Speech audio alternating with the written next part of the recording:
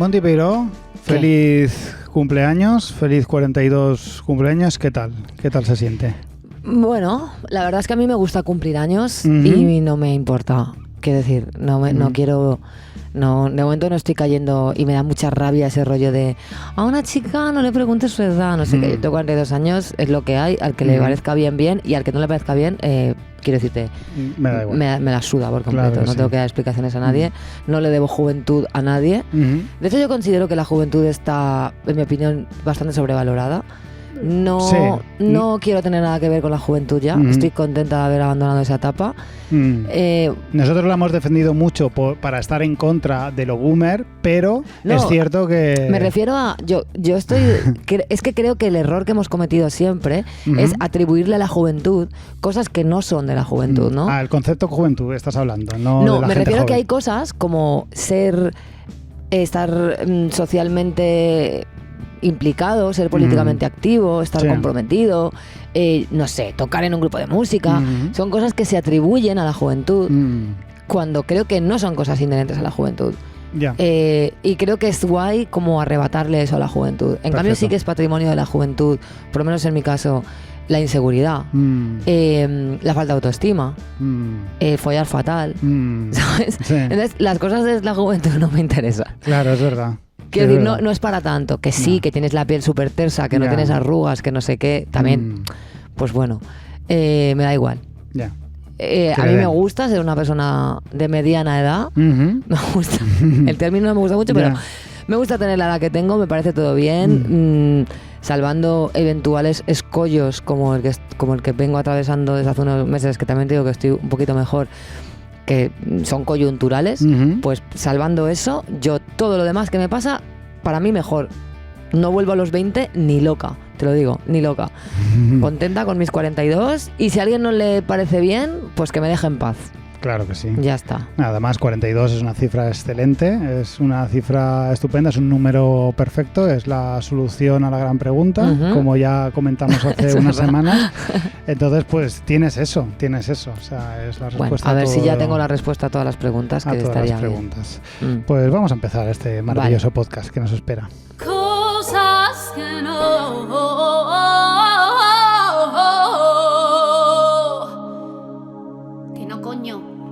Mira, Monty Peiró, estoy ya muy cansado por varias experiencias que he tenido en los últimos meses de cuando vas a comprar algo, vas a encargar algo que es caro, sabes que va a valer mucho dinero, pero como tú has sido una persona humilde toda tu vida, humilde en el terreno económico, no... En el otro no. En el otro puede que no soy yo quien llamarme humilde. Pero sí puedo llamarme humilde económicamente. Bueno, me estoy liando. La cuestión es, claro, cuando eres una persona que no ha tenido mucho dinero nunca, hay cosas que no sabes cuánto cuestan. Cuando ya vas a ciertos espacios y tal, no sabes, como cuando tú fuiste, bueno, yo fui a comprar una puerta y me sorprendió y que una mesa, sí. Claro, y de repente te dicen, ¿cuánto costaba la mesa esa? 1.400. Claro, y te llevas una bofetada que flipas. Es decir, 1.400 me compro todo Ikea, desgraciado. Me compro toda la gama Lux, la Calax y todo, o sea. 3.400 hostias. En fin, que me voy. Lo que quiero decir es que tú no tienes ni idea, entonces tú pides presupuesto, ¿no? Es lo clásico. Voy a pedir presupuesto para esto. Pero hay una movida con... Yo lo entiendo. Yo entiendo que la gente de entrada no te quiere dar un precio porque no quiere asustarte. La gente quiere llevarte a su terreno, decirte que te va a hacer un presupuesto, hablarte y contarte todo el plan que van a hacer con tu movida para luego finalmente, al final del todo, darte eso. ¿Podéis ahorrarme todo este tiempo y todo este trámite diciéndome esto te va a costar 12.000 pavos mínimo? Y nos ahorramos todos este amargo caminar, porque obviamente cuando yo voy a comprar un coche sé que cuesta 10.000, 12.000, 15.000, o sea, yo lo entiendo, pero hay cosas que no sabes y tú preguntas un presupuesto por algo y me da mucha rabia cuando pasa esto, es rollo, tío, ya sé que no me puedes dar un presupuesto ajustado, pero dime más o menos, porque yo sinceramente a veces dudo entre si me va a costar 2.000 o 10.000. Claro. Es que no lo sé, de verdad no lo sé, porque soy pobre. Claro. Entonces, pues totalmente. Bueno. Así que nada, mucha rabia con esto. Sí. A mí también me la da, ¿eh? Cuando dices, es que no lo sé, o sea, ¿de qué estamos hablando? Claro. Bueno, a mí me da mucha rabia una cosa que sucede en marzo, en torno al 8 de marzo, que es, que me ha vuelto a pasar este año, que es que te llama un señor periodista y te dice, dime una batería o dime una bajista. Es que quiero hacer un reportaje de una bajista. Y tú, pero una bajista de cuál, ¿no? Claro. O de qué estilo, no, la que sea. Yeah. Como es el mes de la mujer, pues yo qué sé, una batería. Claro. Y le podrías recomendar a tu abuela, podría ir tu abuela y le daría igual. Claro, fingir que toca la batería y saldría en un medio. Porque es como, ¿cómo te atreves? O sea, hay que visibilizar a las mujeres. Pero yo no conozco a ninguna. Empieza por ti, ¿no? Claro. O sea, pregúntate, ¿por qué tienes que recurrir a mí? Es que me parece muy fuerte. Si a ti te la suda, no sé, hay algo muy horrible, porque además como creen que te están haciendo un favor, claro, visibilizándote, que creen que te vas a entregar a muerte, ¿no? O claro. sea, decir, sí, ahora te doy una lista entera y puedes elegir entre esta y esta. Pero además es como, me refiero, que se creen que están haciendo algo por la causa. Yeah. Y tratar a las mujeres despersonalizándolas, separándolas de su propia carrera, como si el único mérito que tuvieran es que es mujer y toca la batería. Yeah. No, su mérito será haber hecho X conciertos o X discos o tocar el instrumento de determinada manera o tal. O sea, que es que no os hacéis ningún favor tratándonos así, como la excepción, la mujer barbuda, la mujer batería. O sea, iros a la mierda ya. La mujer bajista. Exacto. Es que de verdad me da muchísima rabia y todos los días un plátano. Sí. Es que todos los días un plátano, en fin. En fin, no hagáis esto, por favor. No.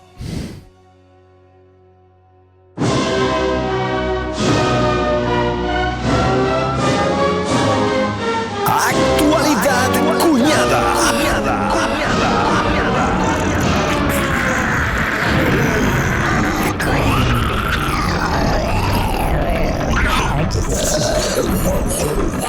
Monty Beiro. ¿Qué? Una vez más traigo a este podcast una sección que podría resumirse básicamente en el concepto: la culpa de todo la tiene el capitalismo. Pero tenemos un Patreon que no nos merecemos y hay que respetarlo. Así que voy a proceder a decir esa frase, pero con muchísimas palabras que van todas a parar al mismo sitio y que claramente podrían ser muchísimas menos. Todas ellas interrumpidas con titubeos e interjecciones de todo tipo, o lo que yo llamo habitualmente hablar. Voy a hablar de cómo el agotamiento y la apatía son de derechas. ¿Ah?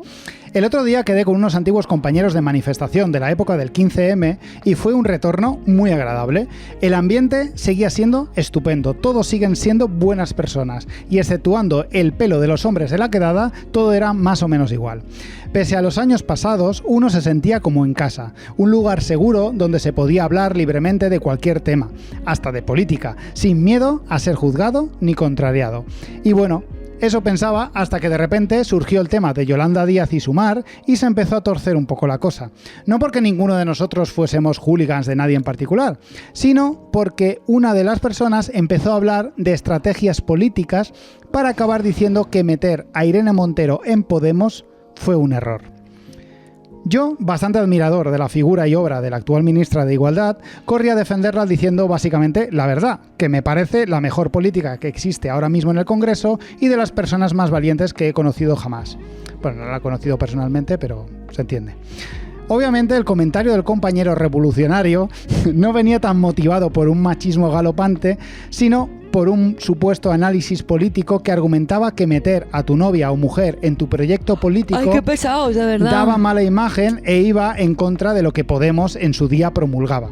Recordemos que al principio de todo esto, Pablo Iglesias y demás líderes de izquierdas utilizaron por encima de sus posibilidades, esto es verdad, el concepto de coherencia política que más tarde se les volvería en su contra, como criticar el ir en coche oficial, exigir dimisiones inmediatas simplemente por estar imputado o decir que nunca te irías del barrio. Evidentemente, la persecución que Podemos hizo en su día de las infracciones a la coherencia en los políticos ha sido una losa que les ha hecho desde hace años perder algo de credibilidad. El famoso chalet produjo un cambio monstruoso de opinión en sus votantes, algo que por otro lado es impensable en cualquier otro electorado. Mónica Oltra hace muy poco, pese a ser de Compromís y no de Podemos, tuvo que parar en seco una prometedora carrera política por algo que ella no hizo, y al pactar con el PSOE, el propio Podemos siempre se lleva las culpas de cualquier mierda que no se consigue hacer, como la derogación de la ley Mordaza o la imperfección de la ley del solo sí es sí. Y es aquí donde entra el tema de mi sección, de cómo la gente más revolucionaria que he conocido, los más rojos, los más alternativos, los que irían a la cárcel por defender mis derechos, de repente un día te sueltan que Irene Montero mejor que no. Y pienso que todo esto es debido al agotamiento. Ser de izquierdas puede causar dos emociones. O te enfada o te cansa. Y creo que la histórica discordia entre las izquierdas se basa principalmente en cuál sea la emoción dominante. La cuestión individual de cada uno es situarse dentro de ese espectro, donde es fácil perderse porque sentimos dichas emociones constantemente. Y lamento decir que la satisfacción no es una de esas emociones porque un buen izquierdista nunca está satisfecho. Digamos que en el 15M gobernaba la rabia y hoy en día gobierna el cansancio. Creo sinceramente que como personas de izquierdas tenemos la obligación de enfadarnos. Ya nos has hablado tú, Monty Peiró, en muchas ocasiones del valor de la rabia como sujeto político. Y creo que también tenemos el derecho a cansarnos. Tolerar dicho cansancio, pero siempre con el objetivo de volver a enfadarnos. El cansancio nos lleva a no escuchar nos lleva a no analizar nos lleva al cinismo y el cinismo nos lleva al conservadurismo. Prefiero 1000 veces a alguien enfadado que a alguien agotado, y la izquierda está agotada. Agotadísima de tantas decepciones, de tantas ilusiones rotas, de pensar que esta vez sí vamos a una y luego nada, de pensar que esta vez sí los ricos morderán el polvo y absolutamente nada cambie. Las desigualdades entre ricos y pobres son cada vez más grandes y el planeta está en las últimas. Estamos tan cansados que muchas veces no vemos todas las cosas que han cambiado a mejor, los avances que se hacen, las luchas que se ganan y las conquistas sociales que ya no se podrán deshacer. Y no hablo exclusivamente de logros desde la política. La revolución feminista ha convertido este país en algo totalmente distinto. Aún recuerdo cuando vi en la plaza del 15M unas pancartas que rezaban el eslogan «La revolución será feminista o no será». ¿Qué razón tenían? Y comenté en voz alta a mi acompañante cuando vi este eslogan que ese no era momento para esas cosas. ¡Qué cuñado! Afortunadamente, esas cosas me cambiaron a mí. Y ahora vivimos en un país muchísimo más receptivo a otras voces que no sean las de hombres blancos cis heterosexuales. Y eso es algo francamente positivo y creo que no se puede deshacer, cruzo los dedos. Pero desgraciadamente quedan infinidad de cosas por las que enfadarnos. Enfadarnos porque cansarnos solo conseguirá bajar nuestros brazos y hacernos pensar que toda llamada a la acción, toda nueva propuesta, es una infructuosa forma de hacernos perder nuevamente el tiempo y la ilusión. Y acabarás por cogerle manía a esas personas que intentan recordarte por qué deberías estar enfadada. Harás una mueca cada vez que aquel político que tanto admiraste en su día siga en el candelero y pienses que debería retirarse, cuando es algo que no piensas de absolutamente ningún otro político con ideologías bien distintas a la tuya. Y lo gracioso es que está retirado, pero a ti te parece que no lo suficiente, y tú le tienes manía igual, porque ese político te recuerda tu decepción. Tu agotamiento te dice que ese pavo es un pesado, y que esa insistencia tan repetitiva en decirte lo mal que está todo es molesta y que ya está bien, que ya no puedes más, que este año no vas a votar porque todos son iguales, aunque claramente no todos lo son, pero necesitas creer que sí, porque no te da la vida para pensar más en ello. El cansancio te ayuda a quejarte en redes de que la gente no sale a la calle cuando eres el primero que no sale a la calle, a quejarte en redes de que la gente se queja en redes, a amenazar de que si determinado partido político que encaja perfectamente con tus ideas no realiza la estrategia electoral que tú crees conveniente, probablemente votes al PSOE. El agotamiento te hace ver con buenos ojos a Rejón. Es fácil pensar bien de Íñigo Rejón. Yo pienso bien de Íñigo Rejón, pese a mis reiteradas bromas en este podcast sobre su tibieza. Es un tipo inteligente, amable, súper capaz, se preocupa por la salud mental, pero sobre todo no incomoda. No te recuerda lo decepcionado que estás con que nada haya cambiado, con que Pablo Iglesias dijo que no se iría de Vallecas y ahora vive en un chalet, porque estar cansado te lleva a darle importancia capital a esas nimiedades verídicas y concretas repetidas por los medios una y otra vez e ignorar lo que de verdad importa. Estar cansado te ha llevado a poner los ojos en blanco cuando has escuchado lo de los medios, porque criticar a la prensa horrorosa que tenemos en este país ya te suena a cuento chino, corporativista y argumento victimista. Estar cansado te lleva a que la idea de que un candidato a presidir España tenga mucho ego te haga cambiar tu voto. El ego de un político en la época de Pedro Sánchez, Albert Rivera y Pablo Casado. Ojo ahí, casi nada. Ojo, ojo. Y es que estar cansado es totalmente normal. y debemos reivindicar el derecho a estarlo. Pero nunca dejemos la rabia de lado, nunca dejemos de enfadarnos con la situación de las cosas. No hace falta romper escaparates ni quemar contenedores para demostrar tu ira contra el mundo. Simplemente enfádate, siente la rabia, acepta que hay gente que atenta contra nuestra libertad y nuestro bienestar y nunca te confundas de bando. Nunca dejes que el hastío y el cinismo te haga pensar que el enemigo es el pesado que te señala sin cesar dónde está el eterno problema, aunque él mismo sea incapaz de eliminarlo. Y ya para acabar, vamos a sacudirnos un poco lo forofo podemita que me ha quedado esta sección. Un poquito meeting, sí, un poquito meeting. Que me da un poquito de vergüenza y tampoco se ajusta tanto a la realidad. Animando a la unidad de la izquierda, como si esto le importase a alguien. Como si esto fuera posible. Como si fuera yo un tal. Teniendo esperanza en que la figura de Yolanda Díaz nos abra nuevos horizontes y también, ¿por qué no?, suplicar a Pablo Iglesias que deje de pegarse hostias con todo Dios, que tampoco es plan. Que la rabia es necesaria, pero cojones, que se va a quedar solo y a solas no llegamos a ninguna parte tampoco, ni en política ni en la vida. Ah, Montipiro, una última cosa. La culpa de todo es del capitalismo. Te aplaudiría moviendo las manos, así como en el 15M. Ah, por supuesto. Hazlo, no pasa nada. Lo que pasa es que es un podcast, sí, claro, va a perder. Pero sí, mucho. Te ha quedado muy de que te aplaudan así, ¿eh? Sí, ¿no? Te ha quedado meeting del 15M. Lo he notado ahí como un tufillo. Me ha gustado. No, pero me ha gustado mucho porque es verdad que creo que no hay nada más, para mí por lo menos. No sé cómo, a ver si consigo articular esto que quiero decir, porque justamente hoy, no sé por qué estaba reflexionando sobre por qué no estar enfadado es un privilegio. O sea, me refiero, a mí siempre, desde muy pequeña, como que en muchos ámbitos se me ha dicho, tranquilízate, estás amargada, estás enfadada, tienes mucha rabia, y yo siempre lo he visto como, es que no tengo opción. Claro, es que cuando... Yo, por suerte o por desgracia, supongo que por suerte en realidad, siempre he tenido pasión por hacer cosas que se supone que no debía hacer, o que mucha gente me ha recordado que no debía hacer o que no debía querer. Y entonces no he podido dejar de vivir en lucha con muchas cosas. Claro. Y vivir en lucha es estar enfadado, claro, porque te indigna, porque estás mirando las injusticias y las estás viendo y las estás intentando combatir normalmente estás enfrentándote a Goliat con un palo, ¿no? Con una onda como David. Y es muy frustrante. Y hay mucha gente que es como que, pero no te enfades, hay que estar en paz. Creo que estar en paz es un privilegio para muchísima gente. Creo que es muy cómodo estar en paz cuando las cosas no te afectan o cuando tú decides que no quieres que te afectan y te desvinculas de determinadas cosas. Entonces me gusta esta reivindicación del enfado y de la rabia, porque desde luego es mucho más adaptativo que lo otro. Sí, es una reivindicación que tú ya has hecho en este podcast. Tú ya has dedicado alguna sección a la rabia. Igual me lo estoy inventando, pero yo creo que es así. Sí, yo creo que reivindiqué el estar amargada desde la primera temporada porque es real que lo pienso. Bueno, espero que pese al rollo mitinesco, bueno, a ver, ha sido muy podemita, yo no he podido evitarlo.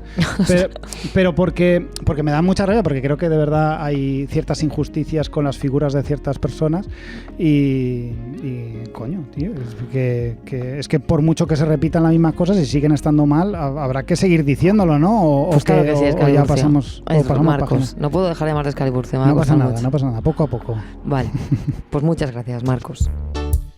Original todo mal in the area. Bring you love for all the haters. Ajá.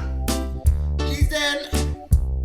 Movidas interesantes y datos mazo guays para crecer como persona o para fardar. Aprende cosas con Monty en todo mal. Aprende cosas con Monty, alright. Marcos, hoy quiero hablarte de algo que aprendí en antropología. Perfecto. Y que creo que es una herramienta que, más allá del trabajo etnográfico, puede ser útil para la vida en general. Venga. Al menos para mí lo es. Y me supone además un puente muy bonito entre la antropología, la filosofía y la psicología, que son mis 3 ciencias sociales favoritas. Vamos a hablar del extrañamiento, ¿vale? Venga. Esta palabra fue acuñada por Víctor Shklovsky, padre del formalismo ruso. Un crack. Con la palabra en ruso ostraneni, o estraneni, no sé nada de ruso, hacía referencia a ese extrañamiento, en su caso aplicado a la literatura y el arte. Según Shklovsky, la cotidianeidad nos roba la frescura, hace que dejemos de percibir la realidad como es y la veamos como la hemos aprendido. dejamos de ver lo que nos rodea, simplemente lo damos por hecho. Él propone esta técnica, la del extrañamiento, para volver a ver los objetos, las cosas, las situaciones, como son, y no como son aprendidas por el efecto de la cotidianeidad, de lo aprendido. Según sus propias palabras, el propósito del arte es el de impartir la sensación de las cosas como son percibidas y no como son sabidas o concebidas. La técnica del arte de extrañar a los objetos, de hacer difíciles las formas, de incrementar la dificultad y magnitud de la percepción, encuentra su razón en que el proceso de percepción no es estético como un fin en sí mismo y debe ser prolongado. El arte es una manera de experimentar la cualidad o esencia artística de un objeto. El objeto no es lo importante. Me gusta mucho este concepto y en este sentido también me gusta una frase de la poeta Louise Gluck que dice: miramos el mundo una sola vez en la infancia, el resto es memoria. Y hay algo de eso, ¿no? Hay algo en que una vez integramos en nuestra realidad ciertas cosas, ya las damos por sentadas y dejamos de valorarlas, incluso de verlas.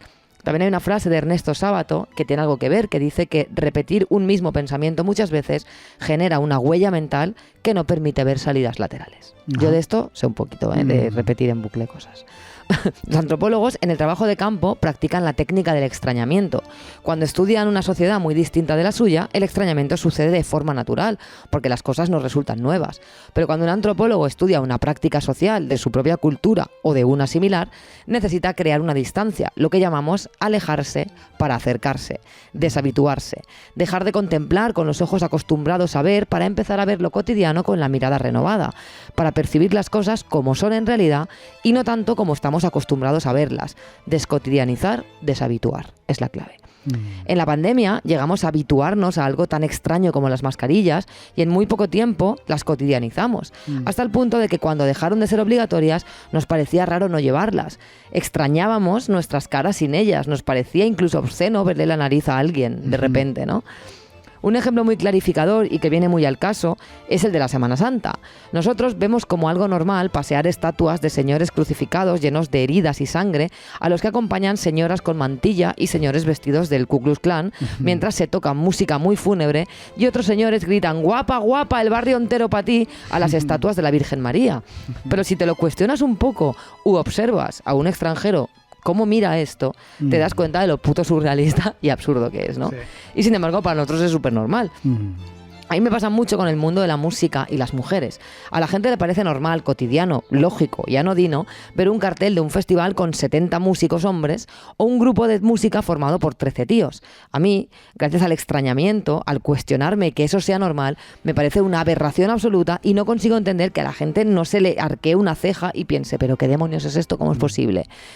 Intento aplicar el extrañamiento en mi vida cotidiana, todo lo que puedo. Repensar lo cotidiano y lo que damos por sentado, tanto las prácticas y convenciones sociales como los lugares y la gente. A veces salgo a pasear por Valencia y trato de fijarme en la arquitectura que siempre ha estado ahí y a la que jamás doy valor porque forma parte del paisaje que de tan habitual se vuelve invisible. Y de repente descubro fachadas increíbles, gárgolas que ni veía o caras esculpidas en las tuberías que me miran reclamando mi atención. A veces observo a los turistas para ver qué miran y cómo lo miran y trato de copiar esa mirada, de situarme en sus ojos para ser capaz de ver con claridad.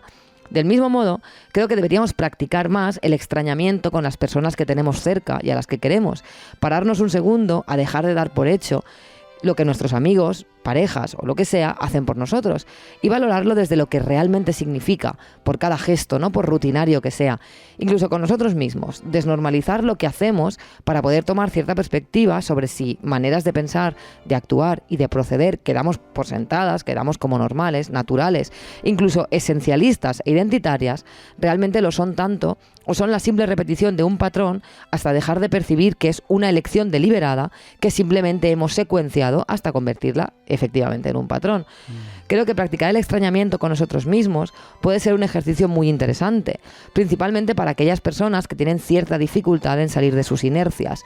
Pararnos a mirarnos como observadores externos y analizar nuestras maneras de habitar el mundo como si no nos conociéramos de nada puede ser un ejercicio muy interesante. ¿Tú lo haces esto? ¿Tú practicas el extrañamiento? Yo practico el extrañamiento muchísimo. ¿Sí? Sí, la verdad es que sí. No lo llamaba extrañamiento, obviamente, pero sí me gusta sacar las cosas de la cotidianidad a la que estamos acostumbrados. Por ejemplo, a mí me gusta mucho cuando observo una conversación o estoy conversando en un grupo, me gusta mucho observar a las personas involucradas en la conversación, sobre todo cuando no están hablando. No sé si eso tiene mucho que ver con el extrañamiento, pero sí que es, en vez de estar simplemente hablando y simplemente pendiente del tema de la conversación, me gusta mucho fijarme en la estructura de la conversación, en las dinámicas de la conversación, cómo hay alguien que habla más, hay alguien que habla menos, si a alguien le ha jodido no hablar más porque tenía más cosas que decir, pero como es más tímido, se ha cortado, y observar esas cosas a mí me flipa. También me he dado cuenta muchas veces en cosas como las tiendas de barrio. Por ejemplo, yo no soy una persona de comprar en tiendas de barrio, solo como mucho a la ferretería o algo así. Y de repente un día pasear por la calle y darte cuenta qué tiendas hay en tu calle. Claro. Que es una cosa que yo muchas veces ni he pensado. Ahora mismo no es el caso porque vivo en una zona residencial, pero cuando he vivido en un barrio muchas veces me he sorprendido cuando he decidido cambiar ese chip y decir, ¿qué hay en mi calle? Claro. ¿Qué hay? ¿Qué cosas hay? Porque nunca me he fijado y a veces me he sorprendido. A mí me pasa mucho, intento también aplicarlo mucho con mi ciudad, ¿no? Porque te vas de viaje por ahí y te vas a todos los museos, tal. Y luego aquí lo das por sentado todo. Y ni te planteas que pueda ser interesante lo que te ofrece tu propia ciudad, porque la das por sentada, como que está ahí. Yo, por ejemplo, los próximos días quiero subir al Miguelete. No he subido nunca al Miguelete. ¿Por qué? Sí. Por las Torres de Serrano. Si estuviera en cualquier otra ciudad y allí estuvieran las Torres de Serrano, allá que me subiría. Entonces lo voy a hacer. Claro, voy a practicar el extrañamiento con mi propia ciudad, que es Valencia. Turismo en tu propia ciudad. Claro. Sí. Alguna vez lo he hecho, pero me gusta hacerlo y quiero hacerlo más. Y conmigo mismo yo creo que lo he hecho muchísimo. Yo estoy pensando muchísimo en cómo se me ve desde fuera, cómo se interpreta lo que hago desde fuera. Yo lo hago mucho también, eso. También es un poco complicado hacerlo porque realmente sigues viéndote desde fuera con los con las gafas tuyas, con tus gafas, con tu forma de ver el mundo. Practicar el extrañamiento contigo mismo obviamente va a ser un ejercicio imperfecto. Claro. No te va a salir perfecto.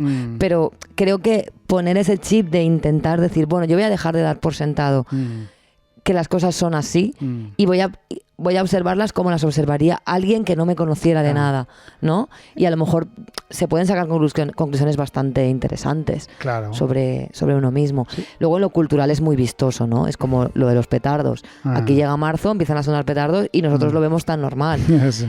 Hay gente que viene de fuera y de verdad está flipando en colores. Me acordaré toda la vida de un vídeo que es como muy triste, pero hace gracia por el contraste de unas turistas que se van a una plaza de toros y las entrevistan al salir. Claro. Que estaban blancas, estaban del puto shock. Claro. O sea, no sé quién cojones les había llevado y no sé cómo ellas no se habían percatado de dónde iban. No tengo ni idea. Pero no sé qué se esperaban ver, la verdad. Y se vieron lo que es una plaza de toros y lo que ocurre allí. Y no dieron crédito. Cuando además no tienes todo el background, porque a mí la tauromaquia me parece una auténtica atrocidad, pero queramos o no queramos, tenemos tantas imágenes metidas de la tauromaquia que no estamos viendo. O sea, si ya nos parece una atrocidad, para alguien que no sepa nada, imagínate lo que es. O sea, es no entender absolutamente nada. No, te lleva a una fiesta y te sueltan en una plaza de toros.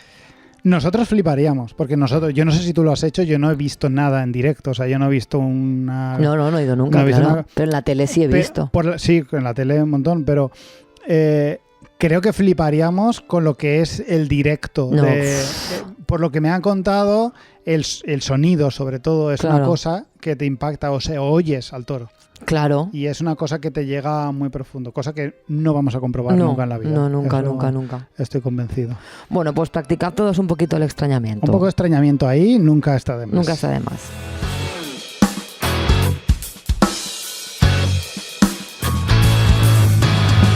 Pues ya estaría. Un programa directo, sincero, un poco rojo, un poco también cultural. Un poco etnográfico. Yo creo que todo a pedir de boca, Monty Peiró. A pedir de boca, imposible ofrecer más por menos. Todo al pie. Y digo ofrecer más por menos porque por 2 euros al mes, mira cómo lo he hilado, ¿eh? Muy bien hilado, Montipiero. Tú que nos escuchas, te interpelo a ti directamente, persona que está escuchando esto, puede ser Patreon de Todo Mal por 2 euros al mes. ¿Cuál es tu excusa para no serlo? ¿Cuál es tu excusa? No, es que no tengo 2 euros al mes. No, es que me da palo registrar. ¿En serio te da palo? Bueno, haced el favor, patreon.com/todomal, nos dais vuestro dinero, ¿vale? Así de sencillo. Que lo vamos a emplear de verdad maravillosamente. Súper bien. Y nos vamos a ir con una cantante que me encanta. Ella es austriaca, se llama Saint Lou y está afincada en Berlín.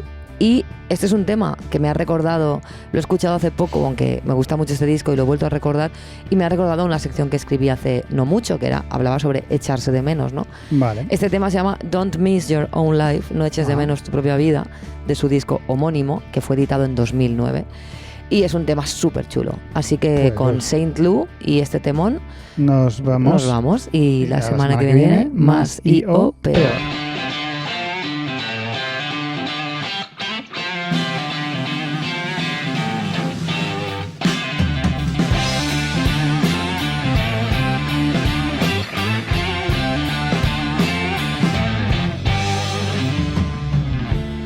I'm sorry, lady, but I'm sick and tired of your discontent. You drive me crazy when you keep denying any improvement. By the rules of my foolish heart, what we believe in is just what we are. Don't miss your own life. Haven't you heard? Problems will roll by the care that should give it, and don't miss your own life. Haven't you learned? Stop feeding fits of despair. You catch up again.